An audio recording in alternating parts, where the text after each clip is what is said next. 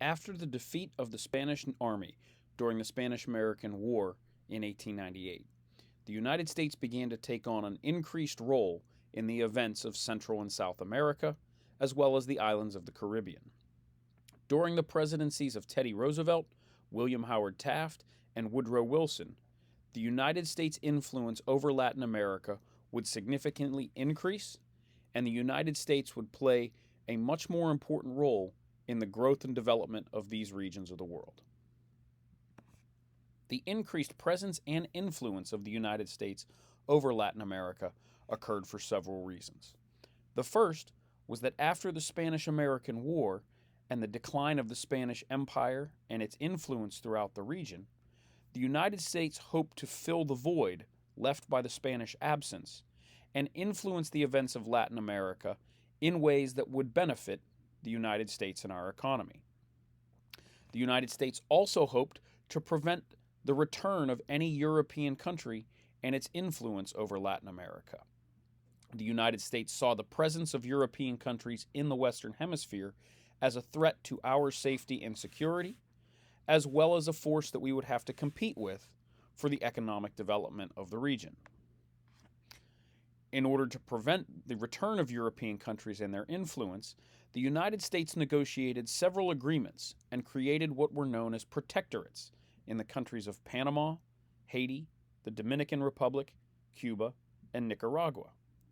These protectorates, identified by the pink regions on the map in the upper right-hand corner, became territories throughout the Western Hemisphere that were independent countries, but that were protected and overseen by the United States, allowing us to have a presence in these regions and giving us influence over the decisions and events that occurred throughout these territories.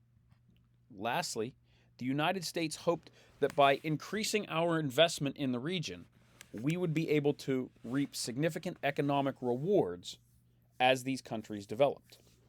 During the presidency of William Howard Taft and the beginning of Woodrow Wilson's presidency after the 1912 election, the United States began to invest heavily in Latin America.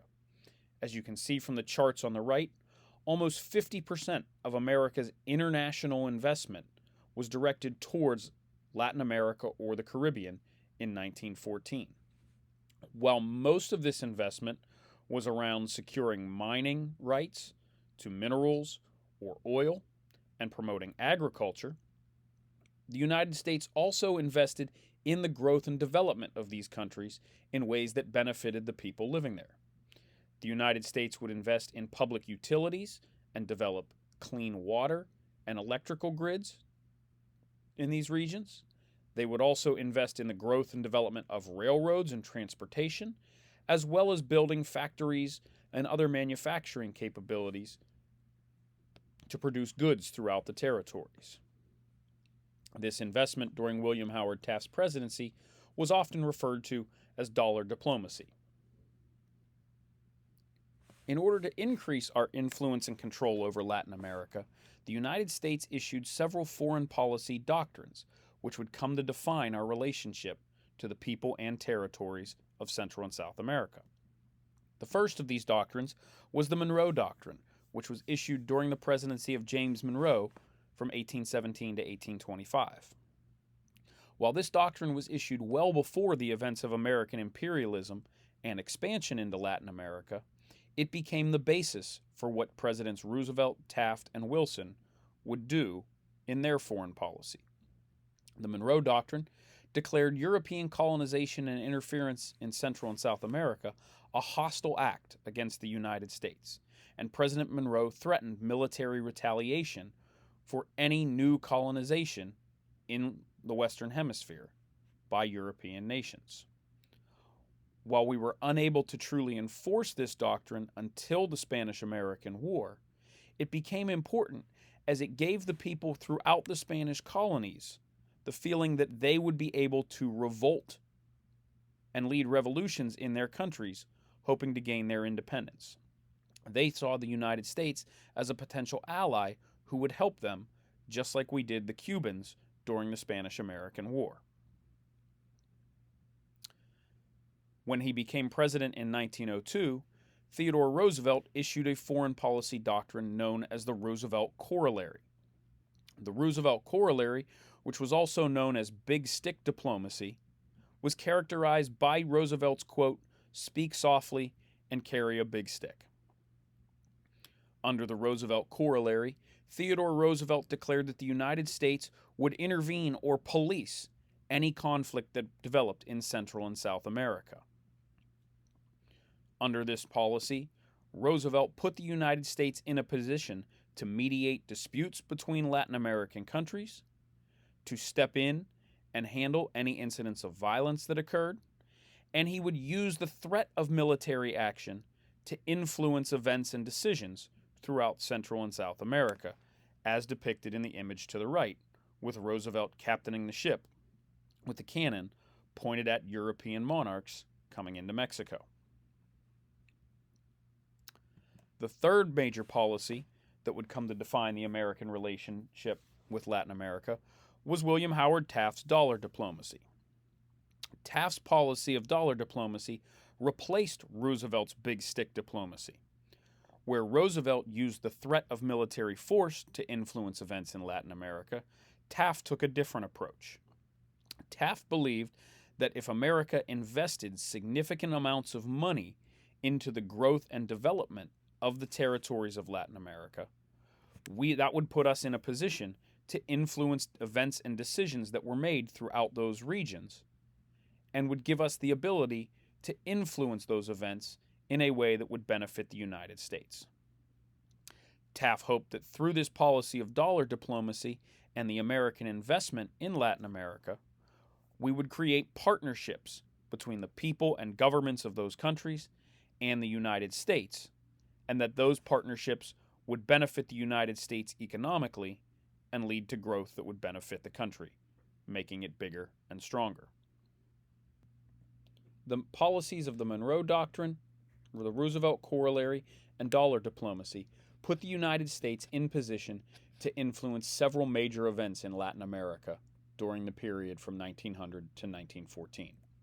The first of these events was the construction of the Panama Canal, which began when the United States signed the Hay-Buenaventura Treaty with Colombia. In this treaty, the United States agreed to pay the country of Colombia $10 million for the right to build and operate the Panama Canal in their territory. The United States would build and control the canal until January 1st, 2000. Once the canal was created, the time and cost of shipping goods and supplies from one side of the North American continent to the other was significantly decreased. It also allowed the United States to create both a Pacific and an Atlantic fleet, which could be used to defend the country and protect American interests throughout the world. In addition to building the Panama Canal, Theodore Roosevelt also mediated a series of disputes between Germany, England, Venezuela, and the Dominican Republic over the control and governing of those territories.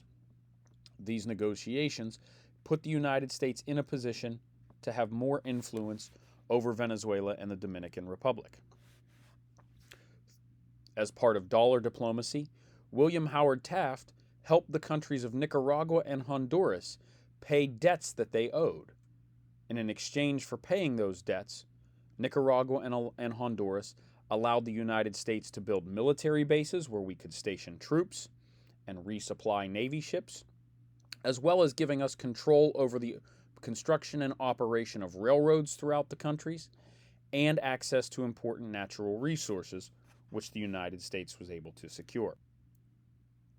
While Roosevelt and Taft took their actions largely to benefit the United States economically, Woodrow Wilson began a different approach to foreign policy when he became president in 1912. Wilson believed that America had a moral obligation to promote and defend the ideas of democracy throughout Central and South America.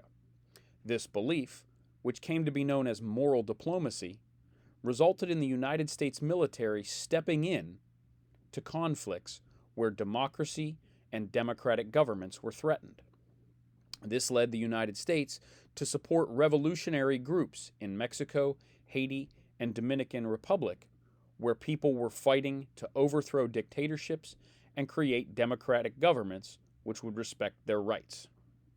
Wilson hoped that by creating more democratic governments throughout Latin America, it would lead to stability in those regions, and it would protect the already created American investments and economic interests which had been developed during the presidencies of Roosevelt and Taft.